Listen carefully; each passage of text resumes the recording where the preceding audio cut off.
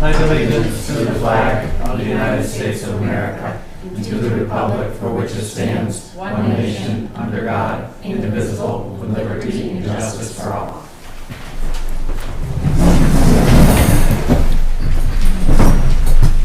The Select Board Rules of Procedure adopted annually to ensure a productive meeting. The Select Board meetings are in the public, not of the public, meaning that the members of the public in attendance are entitled to the opportunity to comment, but the purpose of the meeting is for the board to be able to effectively and efficiently conduct the necessary business to govern the town. All questions and comments are to be directed to the chair, and the rules of procedure indicate that there will be 2 minutes allotted for comment from any single person on any single topic. The rules of procedure are posted in the town hall and available for everyone to review. All right.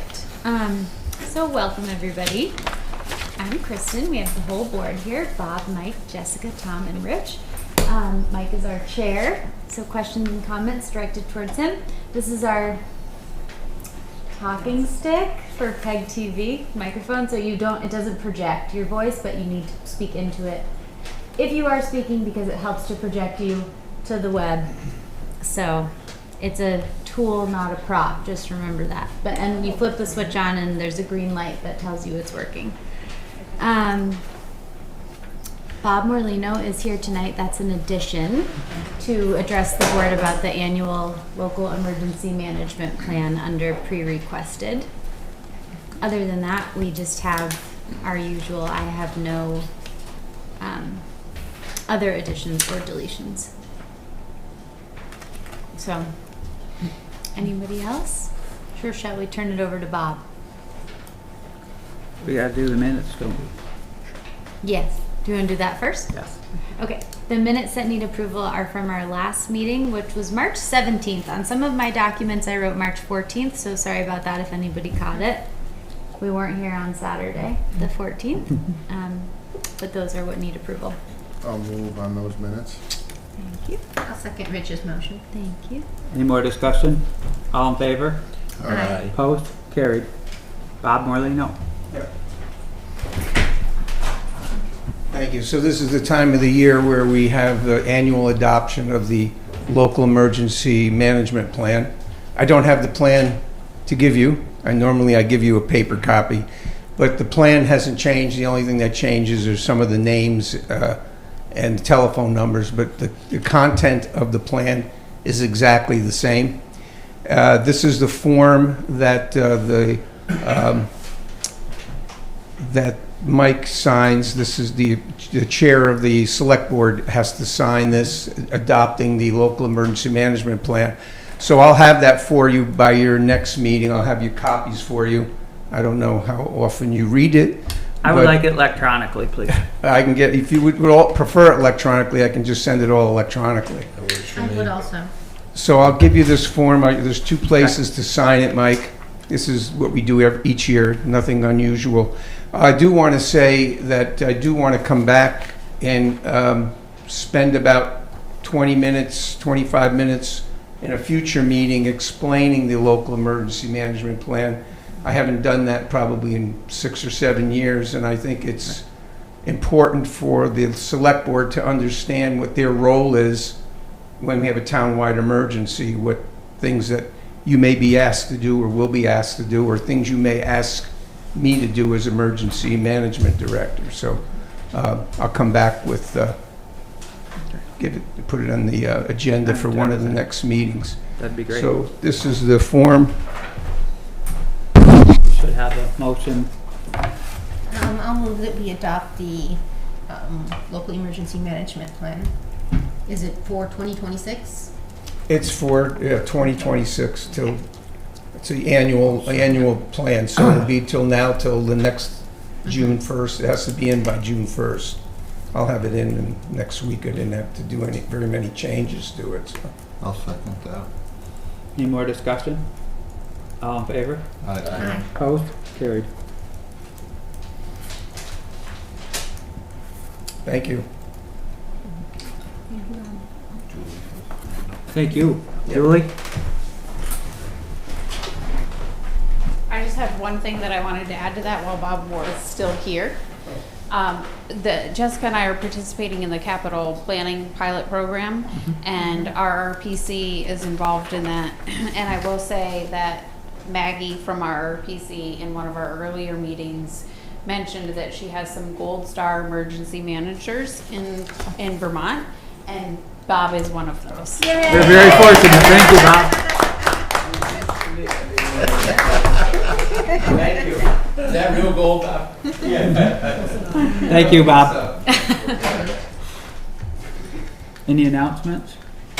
Oh, I did just want to announce that tomorrow is April 1st, so if you see some weird thing on the internet, it's probably a joke. I saw an early one, and I was like, what? And I'm like, oh, it's, so be aware. That's a good reminder. That is a good one. We hope that all news is April Fool's. So, zoning administrator, she did have just a report of what's going on, and I don't think I ended up getting a chance to send it to everybody, but I'll send it. Yeah, I'll send it to all of you. She just gave us a zoning log and said there's a violation warning was issued to a property owner on Herrick Brook Road for unpermitted construction. So.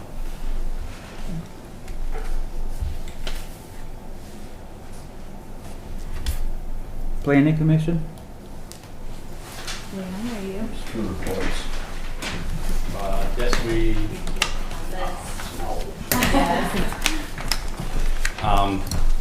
submitted a letter for the speed limit. I don't know if all of you read it or not, but I did. if it's the first one, we kind of prioritized it. The first one would be the Route 30 right here in the village, trying to get that reduced to 25. If you pay attention to the suggested speed limit, it's 20 going south, and there's nothing coming north. So it's still, they're trying to put 35 through the corner when you come north. Then we suggested moving 35-mile-an-hour speed limit back to Phil Max, a roundabout by Iron somewhere there. The next one would be, I guess the first one was a school. No, that's the first one. The second one was a school, doing flashing lights at the school, 25-mile-an-hour speed limit. That is state, the state does have, that is a mandatory state law. So it should fly pretty easy. Any school zone should have flashing lights when kids are in session. So that one shouldn't kind of be a no-brainer. That should go pretty easy.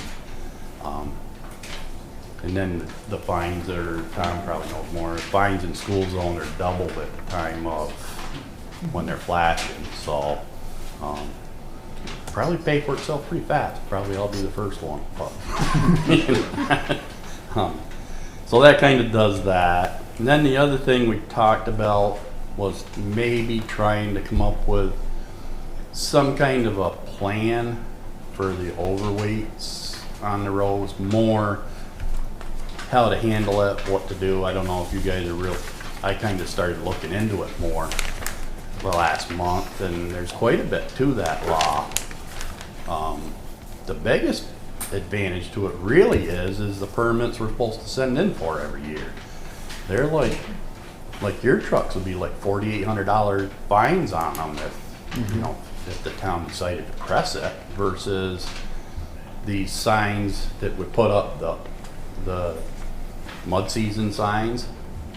They only run like $100 fine. So if you catch a truck on, and then the repairs on both of them. I'm not sure, I'd have to look into it more. I'm not sure if you lose the $4,800 fine side if you put up the mud season signs. But I guess it's all kind of irrelevant there. I think that we should probably press the overweights more and work on them and have more control, because they come with insurance certificates, so you know every truck has insurance to pay for repairs if there's a problem. And then you also get into when you really start paying attention to the deliveries, like when Wait Hill was first posted, we were trying to fix a septic that was broke. And so we were there working, and I wouldn't have paid any attention any other day, but there was 6 fuel trucks that came in and 2 garbage trucks before noon. You know, so they're kind of the ones that are the problem child. Nobody's really exempt from mud season. Once you put them up, even the school buses aren't exempt.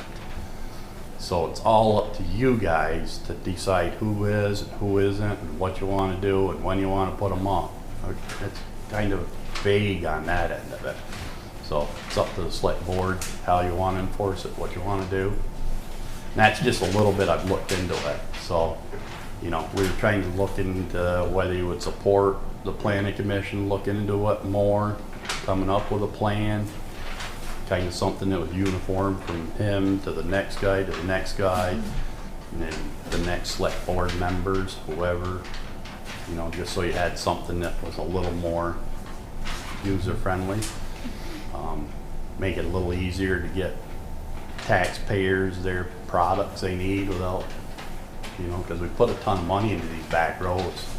So, and Keith was always pretty proud that he never had to post a road. So if there's a problem, that's when I think the poster should go up. So like if somebody's logging or whatever, they can't talk to the guy and get it straightened out, which most people will. So that's kind of it. That's kind of what we were thinking. So thank you for your time. Okay, so what are the things we need to do is approve that letter that they want to send to the Secretary of Transportation? I'll make a motion to approve that. Okay, everybody's good with that? Any other questions about the speed limits?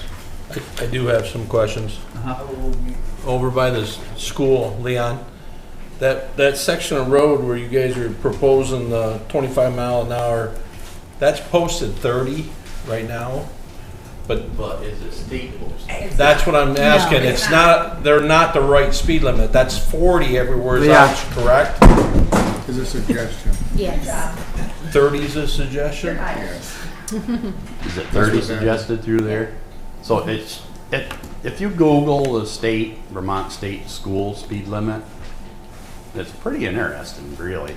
And the kind of the last paragraph on it basically puts you guys in control of that speed limit sign. You know, what's going in there. It's your town officials that are supposed to set that speed limit. It's not supposed to be set by anybody else. So my question though is the rest of the road posted correctly or not correctly? Yes, It's posted correctly? Okay. it's just the section in front of the school from Route 2. He needs that 153, microphone. 153. There. Julie, go ahead. I've been looking through policies, procedures, and ordinances Mm-hmm. that the town has, and I'm working on a report that I will get to you. One of those is about roads and the posted limits that they are. I can't speak to the rules around those, but my understanding is you can't, as a municipality, change a speed limit on your roads unless you have done a traffic study or something to that effect. So at one point in the fairly recent history, someone requested that the speed limit by the school be lowered. Makes sense, fully agree with it. A traffic study was not done, signs were put up. That road is not legally posted for 30 or whatever it's posted for. So if you want it to be 30 through there, you need to do a traffic study. Otherwise, you need to change the speed limit sign, and then you can have a double enforcement, like Leon mentioned. Because the double enforcement is because of the school zone, and there may be school zone rules around speed that might change that. But those are all factors that I'm remembering. If you Google the school speed limit, I don't know for sure, you're probably right, but they do give you that guideline of 25 miles an hour is mandatory, I think, in Vermont. I don't think, it's not mandatory, but I think it is the law. It is easy to do. Okay. So how much of a study you need, I do not know. So. Well, and just to piggyback on all of that, Julie's correct in that the speed study does need to be done when those speed signs, this will help to answer too. So when the 30-mile-per-hour speed signs were put up, because that was a request, so the town went ahead and did that because that is roadway that the town maintains, though it's state, one of those supported. We hold your hand, you hold ours situations. But the state did let the town know that we could leave those signs up, but you couldn't enforce. So like if somebody's going above that, they can actually get a ticket, but in order for that to be officially enforceable, but the fact that the signs are up is kind of, We'll put please on the top of the sign. Suggested. So anyway, that is correct, and there needs to be more work done to make it official. Planning Commission was discussed at our last Yes. meeting too, was to do traffic studies and all. Nice. But it's still, I think it starts with a letter to the state probably. So, Sue? We did have a speed study done in front of the school when we were on the Selectboard together. And the state said that, sorry, we did have a speed study done. Julie. And and it doesn't mean we can't have another one done. But they didn't lower the speed at that time. The state wouldn't let us lower the speed at that time because the school was set back in the way the driveways were. And so I know we have done a speed study in the Okay. past. We'll try again. Maybe they're more lenient now. So there's a. Do you have any more questions, Tom, or? I'm good. Okay. So we have a motion on the floor, seconded? No. I second Mitch's motion. Okay, Okay. Jessica did. Great. Any more discussion? All in favor? Aye. Opposed? Carried. Okay, so Frank? There's a point, another report going along with this planning commission report, but more along those lines is that with the flashing light scenario that posted, when the lights are flashing, the speed is reduced. When the lights aren't flashing, then it goes to the speed limit that exists. So in the summertime, when there is no school in force, it wouldn't be a 40 speed miles zone. an hour, Yeah. just about. Okay. You ready for Yeah. part two of? Anything else from planning commission? Yep. did we address the weight? No. That's Or still, that or not? how do we want to handle that? Do we want to have the planning commission do more research on that and try and work with us to come up with a better plan? What do you think, Robert? You do all the permits. Well, the situation lately is several contractors have contacted me, including Leanne, that wanted to go on a road. It was posted. I contacted Jim. He's great about answering. Said, Jim, is there any reason to be concerned about traveling on there? And I think it was the Waite Road, and he said, no, as long as you come in from 133, it'll be fine. You don't want to come up through from the bottom, from Route 30. That made perfect sense. We talked about it, got it done. I had another situation where I contacted another town for us traveling on it. They said, don't use one road, use another road, and everything worked out, communication, because from one day to the next, as far as we know, Andrus Drive was like Route 30 one day, and the next day Jim buried a dump truck right in the middle of it, so the bottom went out. So I think, day to day it can vary, and it's hard to just say a blanket, oh yeah, we aren't going to have trouble with the frost going out this year, or we aren't going to have a mud season this year, and it can sneak up on you out of the blue. And so I think we still need to consider a way to post the roads, or to control some of the heavy stuff going on the roads. That's not really what we're trying to tell anybody what to do, when to do it. Okay. It's more, did you file this with the state of Vermont? The posting? That's the law. Okay. Yeah, there's a lot to the law that's not being done to make it official if you want to post the roads. It's not just throw up a sign. It has to be advertised in 2 public places, Legally posted. Yeah, it's gotta be legally posted. You gotta come up with who you wanna let just go, or who you don't want to, whether you're gonna let fuel trucks go or whether not. It's not that anybody's trying to tell you when to do it or what to do. It's more what you need to do to do it right and have it done. So that's more what you're lacking, so. Right. No, we need a process. Process to go through, and it needs to be known from everybody, not just, and then Tom can enforce this stuff. It's not like you have to have the DMV or anybody. Tom can enforce it. So it's all can be enforced if you have somebody that's being a problem. But I just see it being important to have kind of a right document, a town plan to say, this is what we're gonna do. That's just kind of my thought on it. Julie, you have a question? Just from what I'm hearing and trying to coalesce it into something that makes sense, it seems to me that it makes sense for the planning commission to take this football up, pursue it further, present something to the board that's more coherent, well thought out, a plan, so to speak, and then you can make decisions on it. How's the board feel about that? The planning commission working through a more definitive process of posting and how we're gonna do it? I think it's great. I think it would be important to work with Jim, maybe there's certain sections that need to be repaired that we know are gonna be bad every year. I haven't been around all the roads, so I haven't seen them and I have no idea, but I think it would be important to have Jim involved as well. Right, and I believe that your plan, is it gonna talk about any exact road? Sure. It's gonna do the whole process? Okay.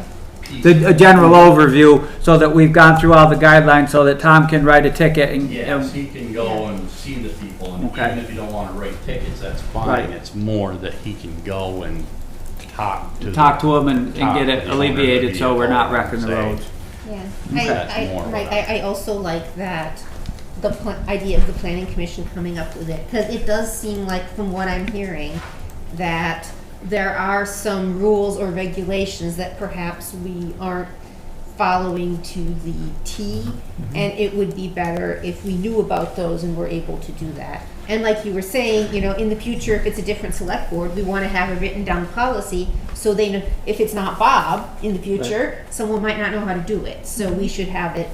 Well, and the filing of it with the state, it gets filed with the state, and state has a website that you can go on. If you were to say you're gonna go to Sunderland, and you know the road, town highway you're gonna go on, and if it's been posted legally, you'll know it before you even leave your dooryard. Right. Which is big handy, it's pretty handy to know that stuff, so. Okay, so it's a consensus of the board for the planning commission to go ahead and work farther on this plan, and I'll come back with some drafts and stuff. We would appreciate your effort in that. Thank you. Road foreman's report. No, we got part 2 of the planning commission. Okay. I was going to get back to you on the wetland mapping that I was saying was available per Nick, and it hadn't come, and I was requesting it, and then I went on the 26th, last Thursday, to the Pulteney Library, where there was a final presentation for of the Rutland Regional Plan. They went around the county and did it. And I would ask Devin about the wetland mapping, and he says it exists, but we haven't released it yet. And I says, well, relative to the mapping we're looking at in West Pawlet, it would be a good idea to know that where wetlands are. And I talked to him again today, and he basically said that they were basically available but unavailable, essentially, which was confusing. But nonetheless, before last Friday, which I submitted a comment on the plan, there was the final comments were due that I didn't know about. I just submitted the map with question marks about the wetlands and some other concerns relative to the colors on the map that they came up with the property line. See, before, when you guys first went with the Tier 1B decision, it was just some colors and they didn't have property lines and all that. And now there's a lot more detail without the wetlands, of course. Now, so the Planning Commission looked at this, and this is essentially the concerns here. And it was discussed where the colors, the pink color, the deep redder color is the village, and that's one area. Then the pink color is the planned growth area, and the tan color is a transition growth area. And what came up that the Planning Commission discussed was that the old landfill is a transition growth area for housing, and that the wetland area up across from the Catholic Church would have been, there's a slate quarry, there's wetlands, there's a wetland just between Hemlock and the slate quarry region back in there. And there's a lot of rock, very expensive to develop, to put dig any into that stone at all. And the area to the bottom of the map on the left, where it's very steep, no septic, might be under conservation that Tom doesn't know for sure about, but he just mentioned a little while ago that could be, so that wouldn't be developed unless there was some change to the land trust policy. So I was on and there's Gary brought up that there was, with the Catholic Church reverting back to the previous owner, that ultimately if that happened, it would have to be put to the ground, and apparently there's something in the deed that says it has to go back to being farmland. So that area being deeded where it can't be used for development, it's going to be farmland, wouldn't be able to be transitioned to at all either.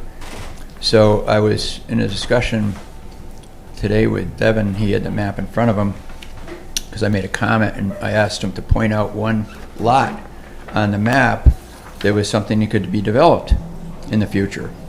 And he said nothing. He said he couldn't.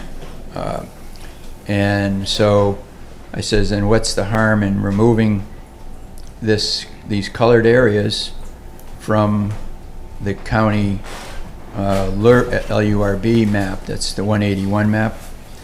And he says, well, if the select board wanted to, they would adjust the map accordingly. And so the Planning Commission can't. This has to be the legislative body that would make that decision. That's the select board. And he also had mentioned that under Tier 1B, which you guys decided to do at one point in time, that has to be renewed and reviewed, that essentially, like the town of Castleton decided not to do Tier 1B, didn't opt in at all. And he says the town of Pawlet would have to make a decision basically in the future or sometime where you could basically remove yourself from the Tier 1B designation. What the Tier 1B designation does is gives you Act 250 exemptions, which really a lot of our zoning bylaws with the 10-acre town essentially has sizable 250 exemption that our unified bylaws cover already. And so one of the interesting things as well was that the exemption basically requires to... So you're still working on this with the Planning Commission, right? No, the Planning Commission made it. So Gary made what are you asking the select board to do? Well, we voted, and it was unanimous. Gary, I think, authored the motion. To basically remove these colors and return the map coloration to basically what it was before the Rutland Regional Planning Commission came down and had these colors on the map, which we didn't even know the lots and everything then, or the wetland areas. So the Planning Commission was unanimous. I didn't author the thing, but it was sensible. If you don't have properties that can be developed, then why even have the map even reflecting it? So the select board can vote to, and Devin said he can adjust it if the select board so wants to basically change the map so it reflects what existed previous to what the planning commission voted on unanimously to what it was before. Well, I'd like to see one of the other maps to compare it before I made that decision. but- What map was this? So, the pre-existing, this bottom map, is that the pre-existing No, this, map? all these colors came under the LURB, under the, Right. So, 181. you want to switch it back to what map? the lower map is, the lower map here This is just simply a topo map that basically was in the. Is this what we had? Westfall And this plan. is This, what it is no, now? this is what it is now. This is just a topo map showing how So steep what it I is wanna- I and wanna where the know wetlands are. what you want it to go to. This is essentially removing it back. In other words, removing the pink and the brown areas. Those are the only things What new. color would the pink and brown areas become then? Would they become yellow, rural general? They would become just the regular colors with the industrial zone and the.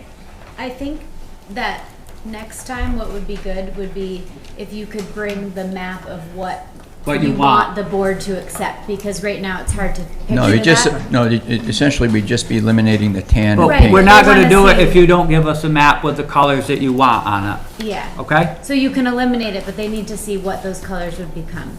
You see what I mean? So we'll discuss that at our next meeting. Right. Well- Yeah, and then you can bring And we'll that. bring it up. I understand Okay. where you're going. Does that Okay. make Thank sense? you. Yeah, Yeah. just to give something. So, but the other thing that I wanted to point out is that under the 181 or something that's come along that was brought up at the meeting in Pulteney is, under my notes here, is RRPC, there's rules on residences when a development, any development would be Act 250 related, etc., is a benefit for the area, then the local zoning bylaws don't mean anything. And the Rutland Regional Planning Commission can overrule local unit bylaws with the power of this, which is unique because we were hoping that the Act 181 is in flux right now, so I don't think it's a good Right, use of our we're, time. none of that's locked in, so right, but that's that's just an something update. that was something new to me, is that Okay, Rutland Regional would be able to decide on a potential local zoning issue when okay. related to Act 250. When Is there anything else on the planning commission? Okay, road foreman, how's everything going this week? No, but we had a, Microphones. Frank, give him the microphone, you're done. you're done. It's going good. We had a complaint over by Hetherington, the farmhouse, Yeah, I saw that, and, saying that we contaminated their well. We didn't do any dredging over there. yeah, we opened up the culvert. That's all we did. I stuck the bucket in the mouth of the inlet of the culvert and pulled the debris out and Yeah. put it on the bank. That's all we did. Right, I saw what you did, and I was totally baffled why they felt that it that it had any effect on 3 different sources of water. Right. That was, With the active beaver in the water, it will cause bacteria. right, but I don't know why they would be, using just pond water for consumption anyway, so. But she said that her well is 150 feet deep. Well, if her well's 150 feet deep and she's getting groundwater in it, she has other issues, nothing that we did, so, okay. Well, thanks for looking into that a little bit. Yep. And, The backhoe is all done. No leaks okay, so far. good. The old Mac, I gotta get some plate steel and fix the bed inside. It's got about a foot split on each side. So it's alright with you guys if I order some steel and fix that. Yeah, we're not getting rid of that truck soon, so we gotta tie it together, right? And our mag trailer is in pretty rough shape. All the cross members are rotten, frame's pretty rotten. Ken has a trailer that he would sell for $800. It's in good shape. Basically the same thing, twin axle. I haven't seen it. I didn't know if you guys wanted to replace the trailer, rebuild the trailer. I was just thinking the cost of the steel Yeah. and man hours. Right. if you could buy a trailer for that kind of money, it's, you can easily, quickly put that kind of money into fixing something up and not having much. I think we just take a look at the other trailer.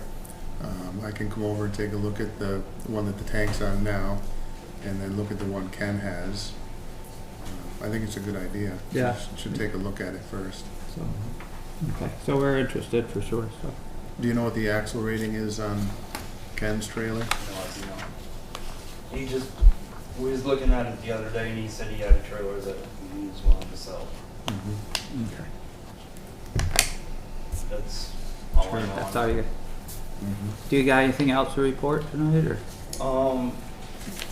I have a proposal for safety lights, traffic lights for construction zones. Okay. Just two of us make it a lot easier. That was talked about Showing last year. everyone the camera. Do you have numbers I think it's $1,600 for the pair. for a pair? I believe it said for a set. That is cheaper than an Cheaper than a entry flag? and a flagger. How does that work? If he sets those up, cars are bound to that, you could write a ticket if somebody, okay.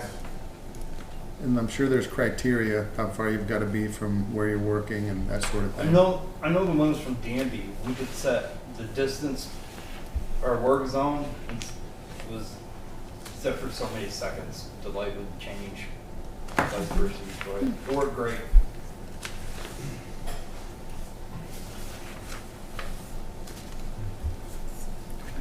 Just eliminating jobs. People are like knocking the door down for them. I guess my only question on that is, are there other towns? Are there other towns around here that have them? And we don't need all of the towns around us to own them? Does it make sense to reach out to all of the towns and see if there are towns that don't have them that would like to go in on them, and we can create a schedule? Are there towns that have them that don't need them very often during the year, and we can create a schedule?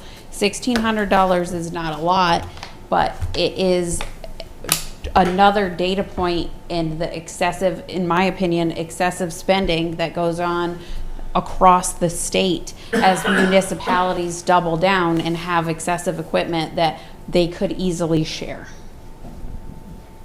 One of the issues with something like that I can see is sometimes you might just need them right then and there to do a job, and then you're monkeying around half the day to go get them somewhere.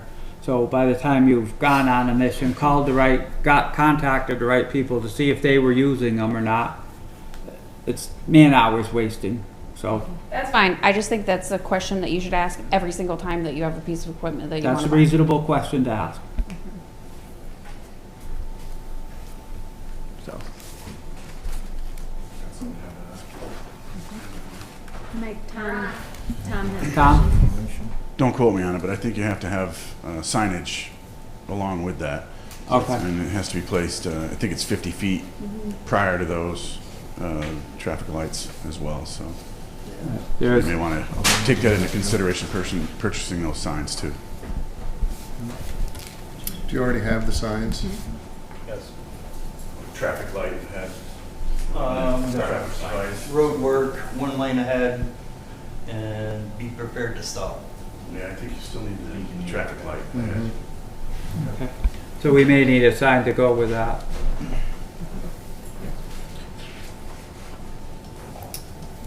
What does the board feel about ordering the signs? I would make a motion to get those lights. I would second Lights, that. I mean, excuse me. Any more discussion? All in favor? Aye. Opposed? Carried. Okay, Can I so, ask one question? yes. What about the necessary signage to make these legally function as they should? The necessary signage. Just like the necessary stop, light ahead, work light ahead, whatever the term is. So, Traffic signal. Traffic signal ahead. Basically, if We they put a need an sign up additional that said sign. road work ahead and then had the lights, the lights could do the job, we just couldn't write tickets if, Correct. If It would someone- function properly, yes.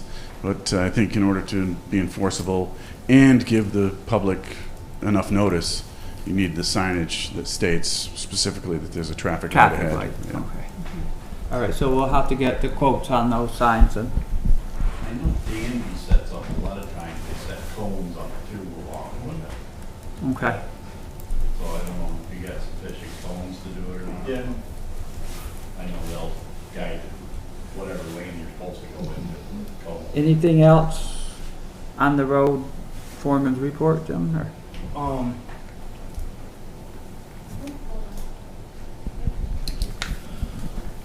Up here on Pawlet Rupert Road, the concrete culvert, it's safe. It just needs a little TLC. Okay, so can, There's a box culvert up here just above, what's Skip Park Road. Yeah. And it's, I don't know when it was poured, but it was a cast-in-place box culvert. And Jim and Ken assessed it. It's fine, but it does have some interior cracks and damage, and the guardrails need some TLC on it, and it's a... There's a hole under the guardrail. Right, it's a potential...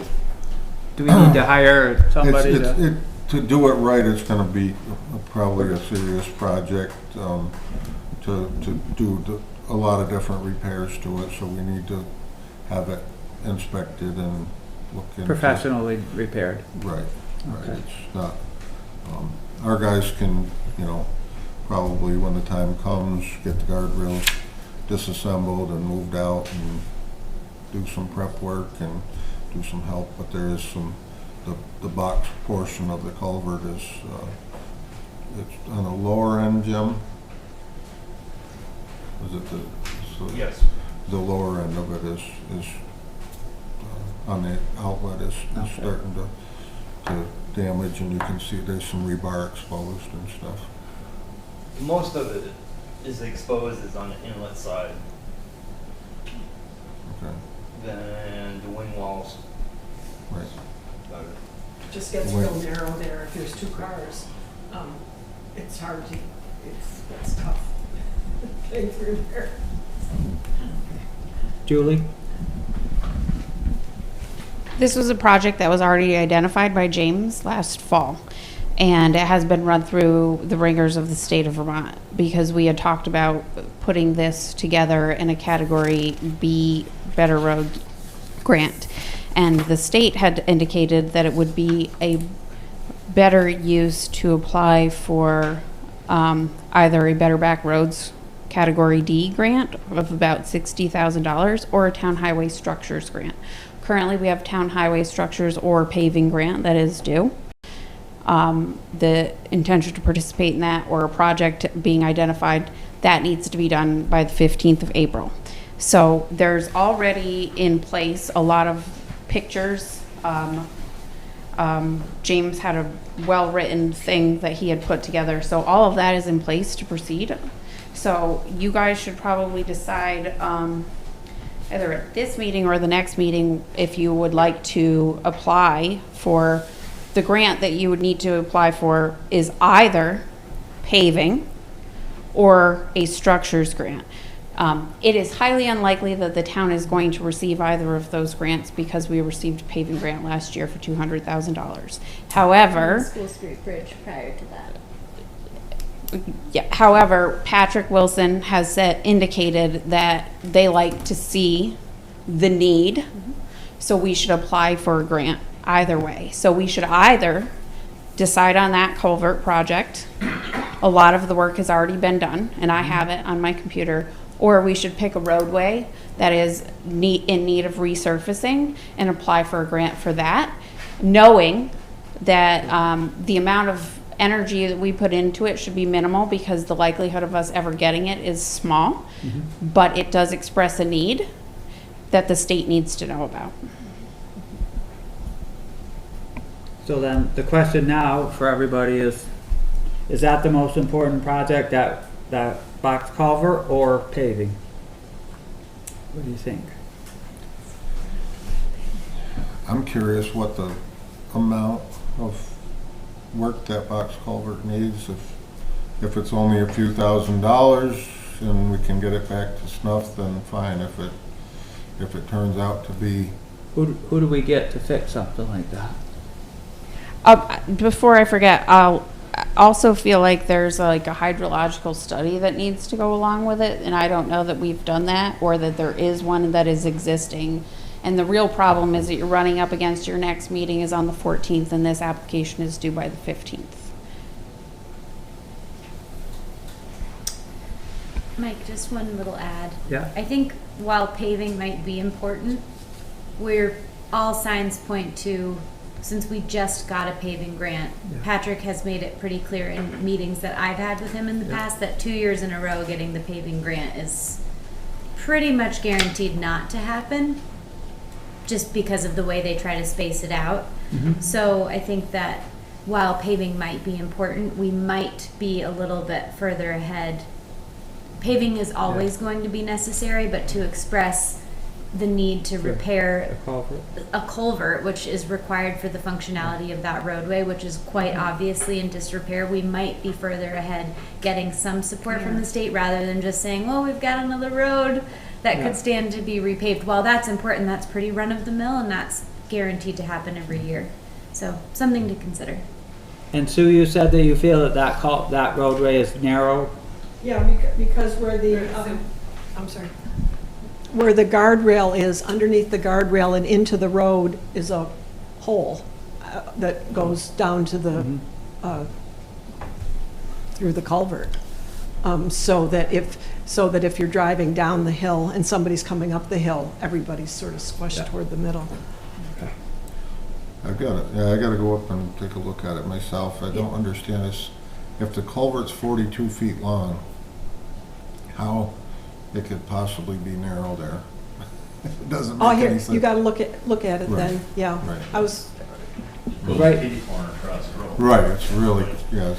I can't see how crooked it is and stuff. But I know that the deck of it is 23 inches thick, so it's a serious, the capability of it lasting many years is fine as long as we can keep it reinforced. But if we get an agreement to fix it right now, it's gonna last even longer. Right, another 50 years instead of. That would be my take on agreement. We also have a lot more to get through at in the meeting tonight, and we are eating away at our time. So Yes, I would very encourage quickly. us So to make some moves. We have we also have a deadline. So had we identified any roads even that we needed paving? We haven't taken any time to identify them, have we? No, and I think that, like Kristen had mentioned, at this point, we're further ahead applying for the structures grant because we had gotten the paving grant last year. Okay. So it really would make no sense to apply for the paving grant this year, knowing that there's a really good chance we wouldn't get it. Right. So there's a consensus of the board, since this one is the one that's standing out the most, and we already have quite a lot of background work done on it to push forward on this? I would get behind that. Okay. I agree also. All right. So that's our plan. Let us know what else we need to get for you to finish that, but we'll go for that one there. Anything else? So that handles the grant application on that report, as far as you're concerned, Julie, too? Yep. Okay. I know what you want to do. And Jim? You're all set? Okay. Anything from the assessors tonight? No. Anything from the town clerk? Yes. Deb is here. Other than what's on my memo, I don't really have anything else, just to give you guys a heads up that major party candidate petitions are starting to be asked for and will be coming in the next 45 days. And that would be basically our state representative, because I'm the representative district clerk, so all of the candidates would need to submit their petitions to me. So that would be our 5 towns in our district. And then just the things for Bob to sign, the 9 overweight permits, and that's about it for me. If anybody has anything they'd like to ask, or... Anybody have any questions for Deb? Thank you very much, Deb. Have a nice Easter yourself. Thank you. Good night. Good night. Thank you. Julie? Just the 2 warrants this week. Payroll's $12,318.01. Accounts payables $21,956.62. The breakdown is general fund $16,912.20, highway $16,962.04, and wastewater $400.39. Jessica and I have been invited to participate in an upcoming capital planning forum in Burlington on April 9th to speak regarding Pawlet's participation in the capital plan pilot program. And I do want to apologize. I was having some trouble with my email app today, and so I did not get a chance to send all of these. I like to send all of these to you ahead of time, the warrants and the invoice edit list, and I did not have the capability of doing that today. I'm really hoping that I put my computer to sleep and a good night's rest will get things back in order. Anybody have any questions for Julie? I'll move that we approve payroll warrant 26054 and accounts payable warrant 26053. And that's actually going to be 26056. Okay. That's my bad. All right, 56. So Yeah. 5-4 and 5-6. 5-4 and 5-6. All right. That's what I move. Rich seconded that. Any more discussion? All in favor? Aye. Opposed? Carried.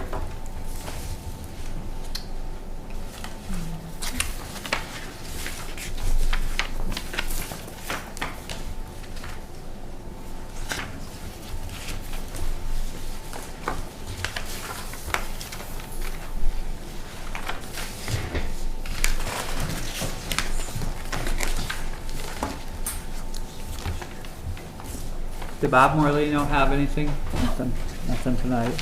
And anything from Jennifer. Jennifer? No. Okay. Facilities. Do you have anything on facilities? I do. The continuation of our Vermont leagues of cities and towns. I do believe that Matt Corey is... Deb, are you still there?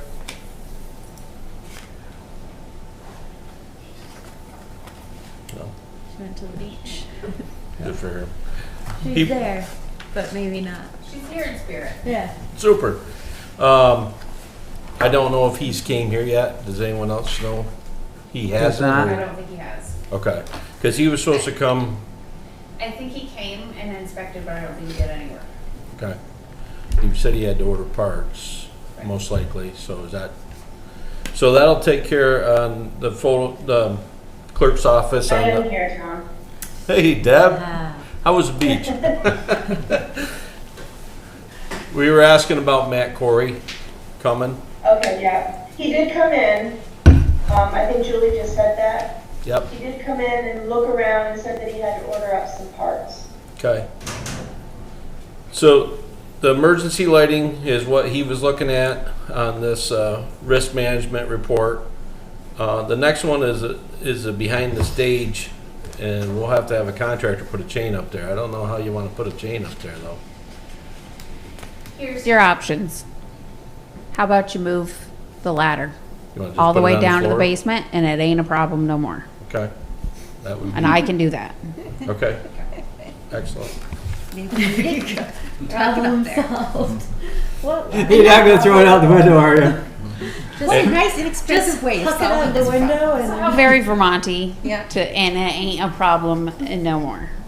And then tomorrow we have the basement fire alarm panel being checked. No fooling. Deb's gonna meet with them. And then Julie said that the inspection on the elevator, did it happen or did it not happen? They no-showed. What? No called, no showed. I need to follow back up with them. Alternatively, and I think I may be leaning this way, is to find the state has a list of certified inspectors. I might see if there's a different company and move forward with them because, you know, Right. don't no call, no show. The other people are stuck in an elevator shaft somewhere. And then a unable to follow-up get on the through. heating, Jacob Williams called and that has been scheduled. Because that's already current. Well, there Because was it was- something down in the basement with the heating system that was a problem because they hadn't inspected. They said they hadn't inspected because he didn't tag it because there were parts that needed to be ordered. So that was still a problem on that list, I believe. And he also at the same time made an appointment to come and do our AC inspection. So all of that is in the works. So is he gonna complete that by the April 11th date, or do we have to let the leagues of city and towns know we need an extension? He is coming, I don't remember when he's coming. I think it's after the 11th. I would wait for them to contact us. Okay. The barrier-free that was a $3,200 quote, that company cannot inspect our elevator even though they can fix it? So you have to be state certified inspector and they do not want the people that repair your elevator to inspect it because that's a conflict of interest. I can see that, yeah. Yeah.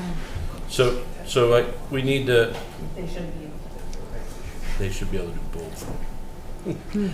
But, we need to approve a $3,200 fix to the elevator then, right? Because otherwise it will not pass inspection or will pass inspection. I do not know that it will not pass inspection because they have passed inspection before when our elevator service company has flagged things. It's more or less like getting your car inspected.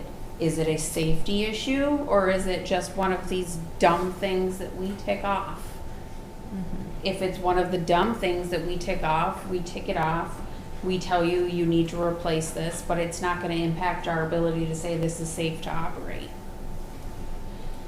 Yeah, what is the, do we know what the repair is that they need to make on the elevator? Yeah. Mike, Tom's got a question too. UPS unit and controller and install battery for COP. Yeah, I don't know what those acronyms mean. Not Could even be close. very important. This is our elevator. Could mean column. Oh. I do have a state inspector's number. I think he's coming Wednesday to inspect the church lift over there, so maybe we can touch base with him over there tomorrow. But I do have his number. I can pass that on to Deb and get it to you guys. It's the same guy that inspected. To Julie? I was gonna say Thank that, you. that should go to Julie, cause she's kind of the one Yeah. doing that. Yeah. I mean, I'm personally dubious of someone giving me a quote for over $3,000 where I don't understand what it means. Do you wanna ask the inspector that's coming tomorrow? I'm not gonna. No, I mean Julie, if So he's not coming here tomorrow. He's going to the church, and I don't really know when he's going to be there. If it's like a window of time, I don't know that I'm the person to ask them. It's really not important. The only thing I will say about $3,200 is our former elevator company would charge us 4 times that easy, hands down. They charge us that just to show up. They charge us that to show up. They Okay. charge, the last time we worked with them, it was a The $12,000 controller and bill. install battery for COP. I Should don't know you what the just COP wait till you get a is. bill? And But That's the why we UPS would switched be, from so it's a power line. It would Okay. this is as coordinate clear as that. mud. So, Yeah. Do what Chad Morris did. does it seem like should you just plan, just a thought after listening, perhaps we contact the person that Tom's indicated, we have them come, provide us with an updated assessment with potential charges, and then we decide to pay them, perhaps, instead of speculating over that one. Maybe we should just start with the fresh person, hopefully they'll answer, and then Yeah. And if you wanna let me know a time, I don't mind meeting the cross person, that bridge. Yeah. so if you're gonna reach out to them. the first portion of that is the UPS, which is uninterrupted power supply, which is your backup for your power, for your electricity. So that has to be changed in the controller, but I don't know what the COP is. Okay. I I personally kind of agree with what Julie said about like, if it passes an inspection and it's fine, then it's fine. From what that sounds like, it's not like a red tag event that they found. You know, they would have red tagged it, said no, the elevator's out of service, and then the other guy wouldn't inspect it. The state wouldn't inspect it either. But Yeah, that I think looks the like state inspection is different from the service, but I do believe that our service company would ground our elevator if it was a safety issue. Exactly, exactly. So, all right, is there any more questions for Julie? Do we have this kind of understood, taken care of, what we're gonna do with the elevator? Okay. So, we jumped over on the town clerk, the commercial driver requirements. Yes, so Deb, I keep putting that on the agenda because we had brought up those commercial driver requirements for driver files and things like that. And I knew that was something that we wanted to circle back around on, and I didn't want it to be forgotten, so I keep putting it on the agenda. But that, I guess, is sort of For the drug testing and You. stuff. I read through a lot of It's more than it. the drug testing. yeah, there's a lot. It's more than the drug, I don't have the packet in front of Right. me, but I thought that I had passed that on. You had, and I looked through a lot of it, so. Has everybody else had a chance to look through it, or? I did not. I looked Okay. through it when we first got it, but Right. it's slipped away from me Yeah. since then. Should we plan to have it on the Yeah, actual next meeting and we'll spend some time to go through it when everybody has the packet? Would that be? everything about it seemed like something we should institute in the Yeah. insurance company, and the insurance company strongly recommended it, and it was all, basically all brought forth from Wade, right, Deb? Yes. Right, He's the one that came and sat down and said, are you doing this? No. Are you doing this? No. Or do you know if the town's doing this? Yeah, I don't know. I mean, so there was just a lot of, I mean, I think he knew that that's what our answers were. I mean, it wasn't like he was criticizing or condemning us for not doing a lot of that stuff, but he was pretty, I mean, the penalties for getting caught not complying can be thousands of dollars, and I think that that's what he was trying to stress, that we need to get these things put in place, because violations, if we were inspected, violations to that could be very, very costly to the town. And some towns had recently been penalized, so he was pretty persistent. is everybody okay with bringing that back for the next meeting? Yeah, I'll go back and look at that again. Look in our files and Yeah. go through that again, but it's all information that he provided for us, so obviously it's what they want from our insurance company, so. All right, thank you for that, Deb. Yep, you're welcome. Anything else on the facilities? No, that's all I had. Wastewater treatment seems to be okay. Medowee School Board, Julie? Nothing? Pawlet Public Library, Susan? All good? Older unfinished business. We have the last meeting, we had a proposed resolution for a Slate Valley action regarding immigration and customs enforcement. We passed it on to the League of Cities and Towns and our attorneys, and we got answers for that. Does anybody else have any comments or anything they want to say regarding that statement? Are you asking the Go ahead, public or Julie. just the You have the Board. phone. Oh, okay. I have read through the resolution. Thank you, Kristen, for sending it on to me. I do share the concerns about this current iteration of ICE. I also understand the history of ICE and the necessity for the United States government to have a variety of law enforcement organizations. And as I looked through that, there was one part of it that I could see could potentially be controversial about advocating against ICE activity in the town or the state. And the reason that I see it as controversial, even though I'm strongly opposed to the current iteration of ICE, is that there has been a history of ICE being a good agency. And there is need for that agency in certain capacities in our country. I don't see it in our town, but I can understand that one, I think it's the third of the fourth towards the end, therefore, that one I could see maybe making sense to reword. So I think if the board's not ready to approve it tonight, then I think that working on some of that language is something that I would not necessarily be opposed to doing. Volunteering to do that with Roscoe, with Jessica, with any of the people that I know are passionate about this project, because I also am passionate about it. It is, it has made national news and it has made Vermont news for a reason. And those reasons are scary. And I think that it is important in scary times for brave people to stand up.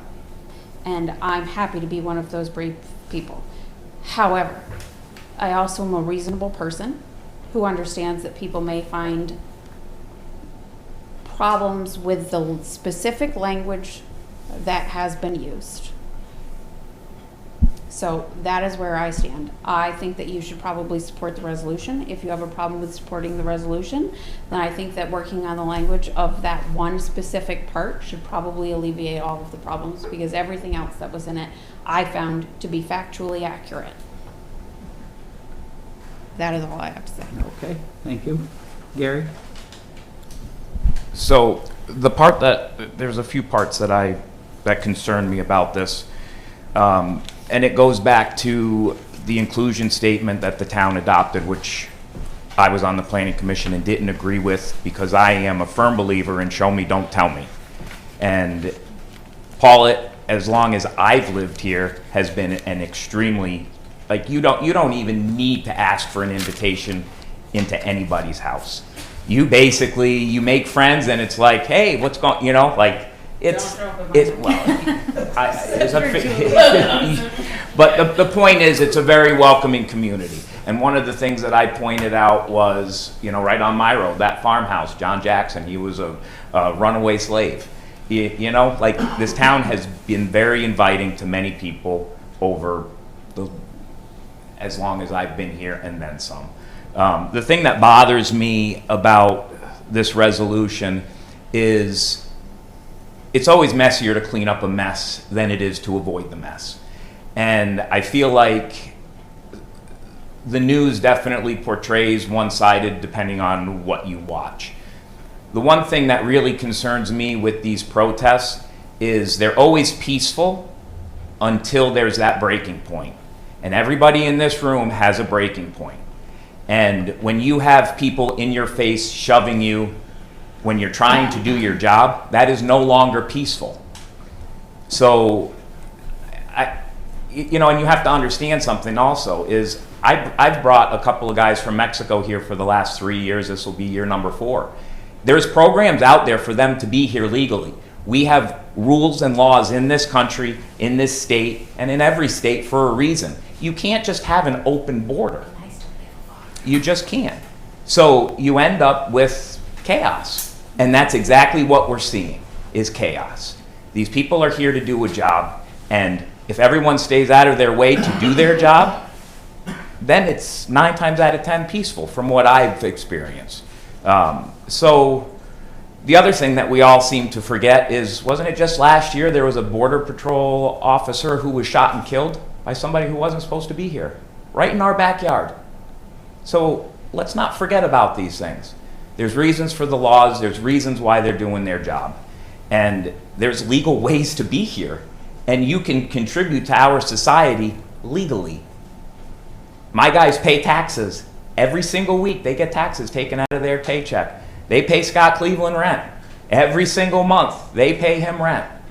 And they're here to they're here to make money.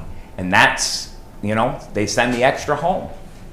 So there's ways to do it legally, and there's rules, and if you don't abide by those rules, there's consequences. And I think that Pawlet would be setting a very dangerous precedent by adopting this resolution. I think the town has, these federal officers are here for a reason. And it's not to say they don't make mistakes, and they should be held accountable for their mistakes. I'm not saying that it should be a free-for-all. However, if you stay out of their way, then they're not going to touch you. That's how I feel about it. So I have had zero interaction with my guys. And the other part of it that really cracks me up is, I mean, even like during not elementary, but junior high current events, you hear every single president talk about immigration control and how we can't have open borders. Every single one of them. Obama administration gave an award to Tom Homan for the most deportations, record deportations. So what's the difference now? If you're getting a federal court order to arrest somebody, get out of their way. Let them in the house and do their job. They don't have those. Okay. Thank you, Gary. I just have to add. Sue has one, okay. I just Go have ahead. to add and remind Roscoe. everyone that this has nothing to do with any of that. The resolution simply is a symbolic reaffirmation of rights already supported by the Vermont and U.S. Constitution. It's not political, it's not partisan, it's simply aligned with the Constitution. Sue? I was just going to say that the Border Patrol agent that was shot in Vermont was shot by a cult member of the Zizian cult from California. It wasn't a person from another country. Tom, did you have a comment you wanted to make on that?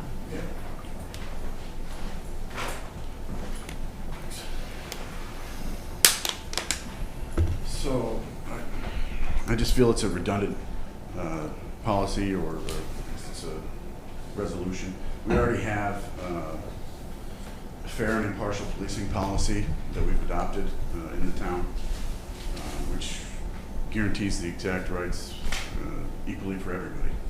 I have copies of it if anybody wants it. By law, law enforcement, municipalities, sheriffs, constables,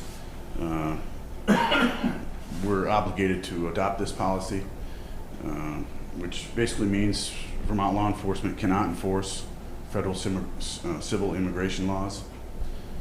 We can enforce criminal federal laws, but it's typically not the priority for law enforcement agencies in Vermont to enforce those. So there's, like I said, there's already policies that we've adopted that guarantee equal rights for whether they're an immigrant that's illegally here or legally here. Basically, it's based on, just what this gentleman said, the Vermont Constitution. So we're bound by those policies anyway. We can't share that information with federal authorities, such as their physical appearance, their current whereabouts, their place of residence, work, or education, their telephone numbers, their license information, social security information, their family relationships or custody status, unless there's mitigating circumstances. If someone's in danger, or if the public is in danger, or the safety of others is in danger. So I just think it's not a necessary policy. We've already adopted this fair and impartial policing policy, and it's in place. So Just to the gentleman's point about this resolution, on the back, the last paragraph, it says, "The town of Pawlet is a safe and welcoming community for all individuals regardless of immigration status." Julie? So that's the last paragraph of a resolution that you haven't adopted. I will say that it is represented in the equity statement that you already have passed. I think Roscoe made a beautiful point, which is that this is a resolution that has no teeth and no legs. It is purely symbolic. There is no enforcement capability. It is about a community taking a stance. And I want to reinforce my earlier point. There was a version of ICE that I think we all could support. However, and this is not fake news, this is not one side of the media showed this and one side of the media didn't. This has played out across all spectrums of news. DHS career people are leaving because they are being asked to train ICE to violate the constitutional freedoms of people living in and people that are citizens of this country. And I think that when we pretend that this current version of ICE is not violating freedoms, we ignore the fact that many of the people that have been arrested are here legally seeking asylum, have filed every piece of paperwork that has ever been asked of them, or people that are here not seeking asylum, but are literally in the middle of their immigration process.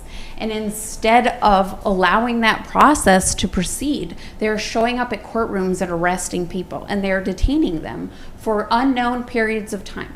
There have been immigrants that have been released from ICE custody in the middle of the night, in the middle of winter, with no cell phone, having contacted nobody, and have been found dead, frozen to death.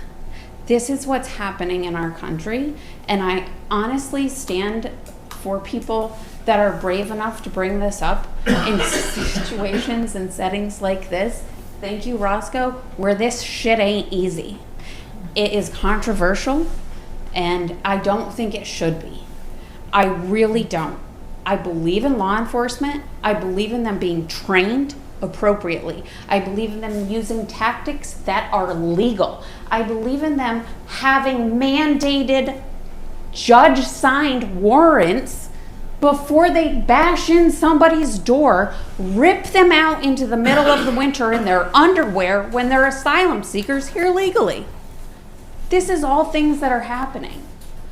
We can turn our eyes to it and pretend it isn't happening. If that's what we want to do, then let's do it. Fine. But we're going to be waking up on the wrong side of history. I would like to work with Julie to adjust the language of this proposal. I definitely want to pass this. I think that it's important. I agree with much of what Julie said. I remember that as select board members, just the one, two of us who were just reelected, we took an oath, which I don't remember the exact wording on it, but it was something about looking out for all the people in Pawlet. And I didn't hear anything in that oath that said I'm looking out only for the U.S. citizens who live in Pawlet. I think that as a select board member, and I'm certainly not looking out only for the voters in Pawlet. I'm looking out for the little kids who can't vote yet.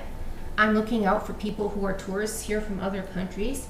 And yeah, I'm looking out for anybody who is here, who is doing a job, whose immigration status is who knows what. Is there a legal way to hire people from other countries to work on a dairy farm? Yeah. Is there, because I know there's a legal way to hire somebody who is only here for like a few months, but if they're here all year, there is a legal way? Okay, that's good to know. There's no excuse for someone working in a town here illegally. There's none. But if they were, they'd still be living here, and I wouldn't want them to be killed. You just brought that to a whole different level. That's not what I'm saying, not even close. I know that's not what you're saying, but I'm saying that I think that this statement is condemning illegal surveillance of people, which is against it. our rights are to not be surveilled. And I think it's condemning the illegal practices such as not having warrants and things like that. And I would be happy to adjust the language on it to make that clear. But I don't see any reason not to condemn illegal surveillance and illegal practices. And violation of the Fourth Amendment. Illegal search and seizure without a judicial warrant. It's been obvious. Just happened in Burlington, what, a week ago? They're What signing about- administrative warrants and kicking people's doors in. That Fourth Amendment was put in place because British troops were kicking colonials' doors in. That's why it's a fourth one. That's why it's that's extreme. In my whole life, in all of history, I don't think I've ever heard of any law enforcement officer kicking someone's door in without any accountability, without a judicial warrant. That's Deb has her hand. highly illegal. But anyway. Deb? Thank you. To go along with what Jessica and Julie were discussing, there is an oath of office that is taken by all elected officials in our community. The wording is, for the oath of office is, do you solemnly swear that you will be true and faithful to the state of Vermont and that you will not directly or indirectly do any act or thing injurious to the Constitution or government thereof? And there's also wording, do you solemnly swear that you will faithfully execute the office that you're holding for the state of Vermont and will therein do equal right and justice to all persons to the best of your judgment and ability according to law. So those are the oaths that were taken by every single elected official in the town of Pawlet, or in the state of Vermont. I just wanted to confirm what the wording was, since that had become part of the discussion. Yes. Thank you, Deb. That was the part that I was remembering, the doing justice to all persons according to the law. How does the rest of the board feel about this?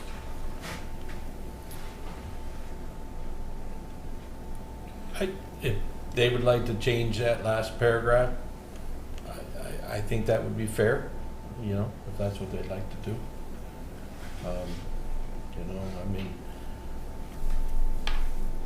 But I think there is laws already in place, and Tom confirmed it, what we've already passed as a select board.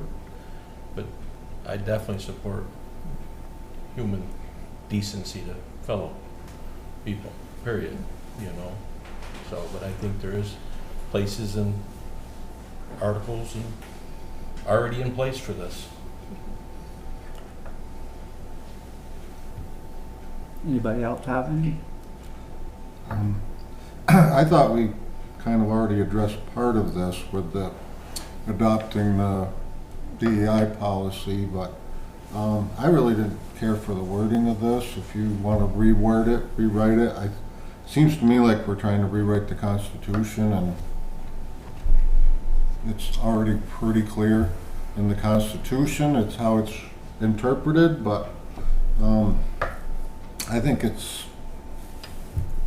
I didn't care for how that was written. It didn't seem very professionally written to me, but that's my opinion. If you want to try to rewrite it, I'll reread it and consider it, but I'm not feeling very supportive of it right now. So it sounds like the general consensus is to work on some changes to a statement to this point. Does that sound all right with the board? I have a question. Just excuse me a minute, wait. Is this all right with the board?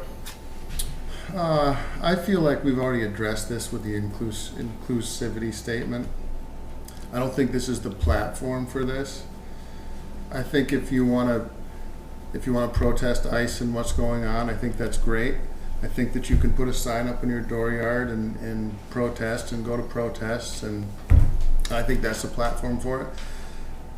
I think right here at this select board meeting, I mean, we're representing everybody in town. And I have asked several people about this, and nobody thinks that we should adopt this resolution that I have spoken with. They think that, we do care about our people in this town, and we're very accepting of everybody in this town. And I don't feel that this is the platform for that. I think it's trying to push us into a corner, make us look like we're bad, heartless people if we don't adopt this, and I think it's ridiculous. Because we do care about those people. I just think that this is just not the platform for this resolution, in my opinion. And I have talked to several people about it. I move we adopt this resolution as it's written right now.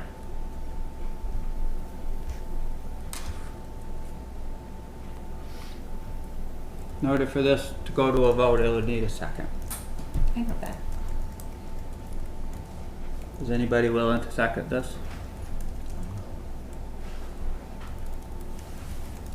So hearing no second.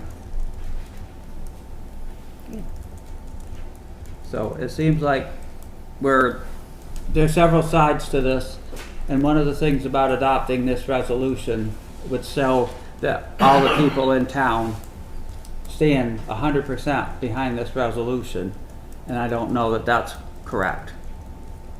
That 100% of the town stands behind this resolution. 100% of the town is never going to stand behind any resolution, regardless of what it is. It could be the sky is blue, the ocean has water in it, it makes you wet. That's correct. But if we adopt this resolution, it will say that this town is for this resolution. You didn't have 100% of the people in this town wanting you to adopt your DEI resolution, but you adopted it. Mm-hmm.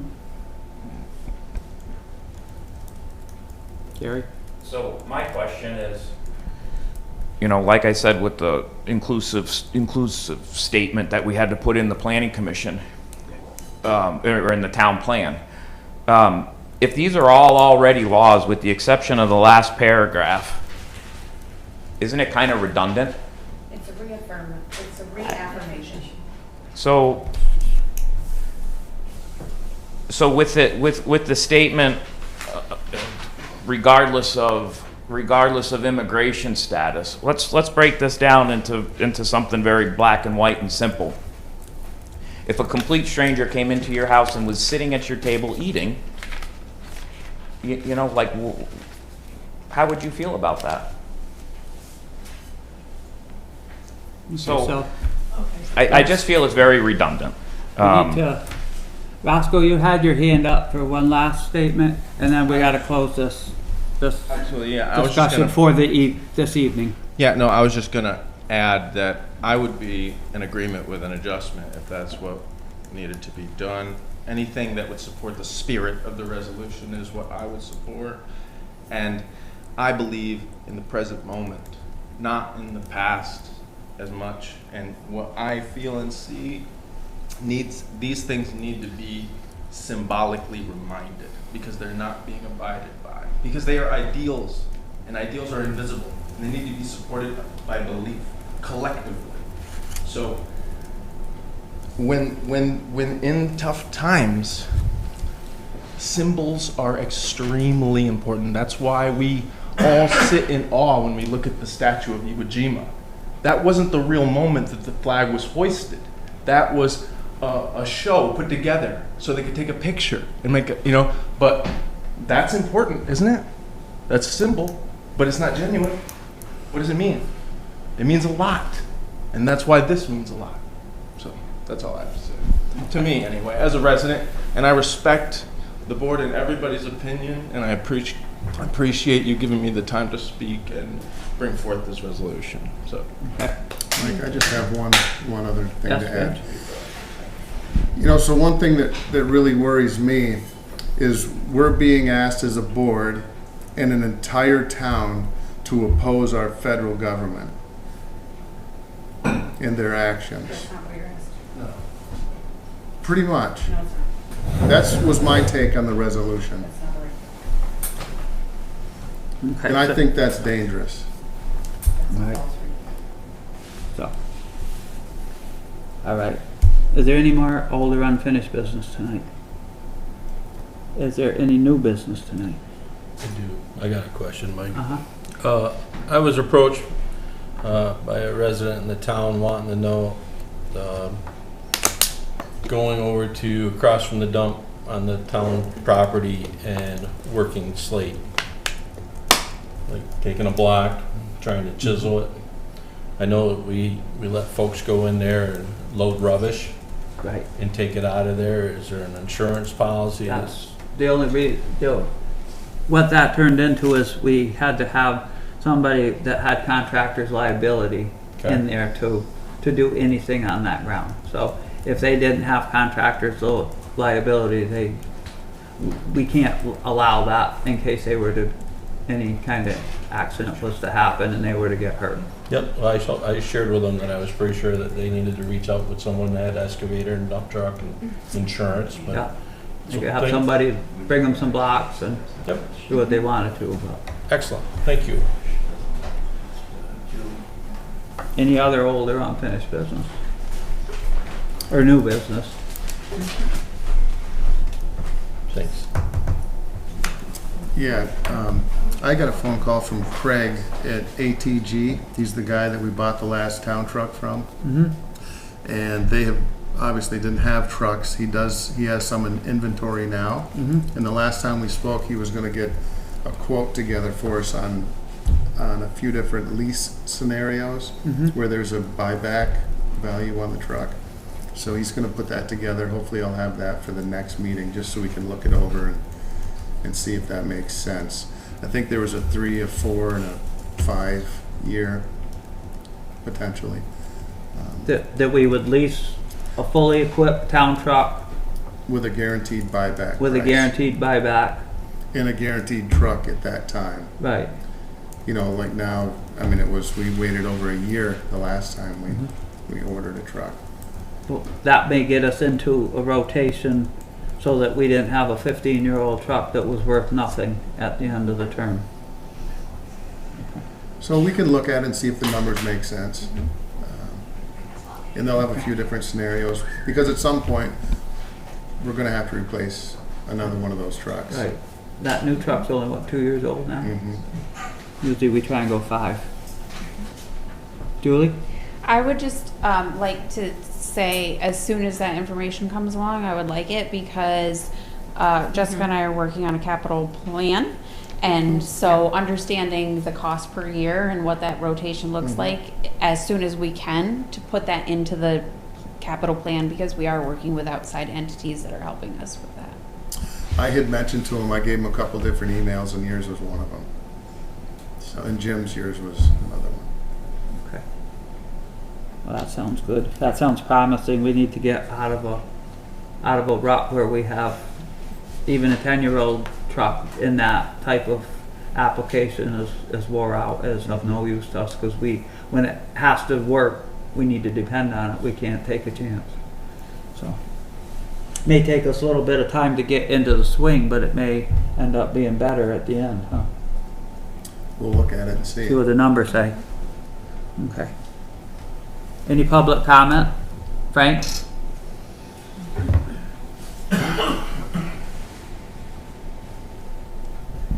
Two technical things. I went looking for the inclusion statement on the website at one point in time a while ago, and it was just a PDF file that was hard to find when it could be an HTML. I found it on the really easy webpage. myself today. Huh? I'm not that savvy. There's a link right on the homepage. It's actually an HTML now, not PDF. I mean, I don't know. I was able. There was to... a link and it went to a PDF.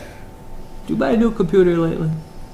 Anyways, it was a PDF when I went At looking the for risk it. of sounding really unintelligent, I went to the website, clicked on the little blue link that said "Open it here," and it popped right up with no. The PDF file. Yeah, I believe so. Yeah. You could change that to an HTML file so it's a permanent web page and it don't have to go to But everybody found it, so. Yeah, so people found it. Okay, Except number you. 2 is just a little thing, I don't know if it's correct or not, but I'm informed this is that John Jackson was not a runaway slave per se, that he came with a white fellow that was his slave master to the considered Barwell farm on a visit.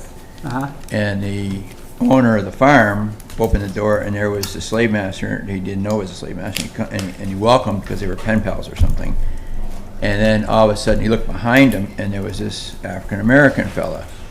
And he found out it was a slave, whereupon the farmer says, "You can leave now, but your slave is going to have to stay, because as soon as he crossed the border, because Vermont Constitution stipulated that slavery was illegal, that your slave is now a free man."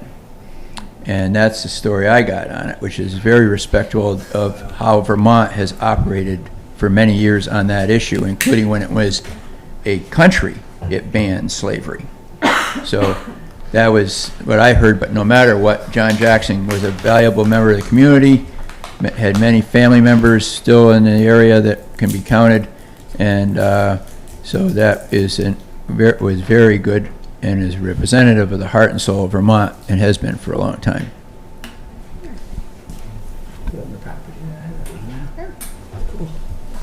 It's a great bit of history. Excuse me. Your turn. I'll make a motion, we go into executive session to discuss labor relations agreements with employees. I'll second that. Any more discussion? All in favor? Carried. Thank you all for coming tonight.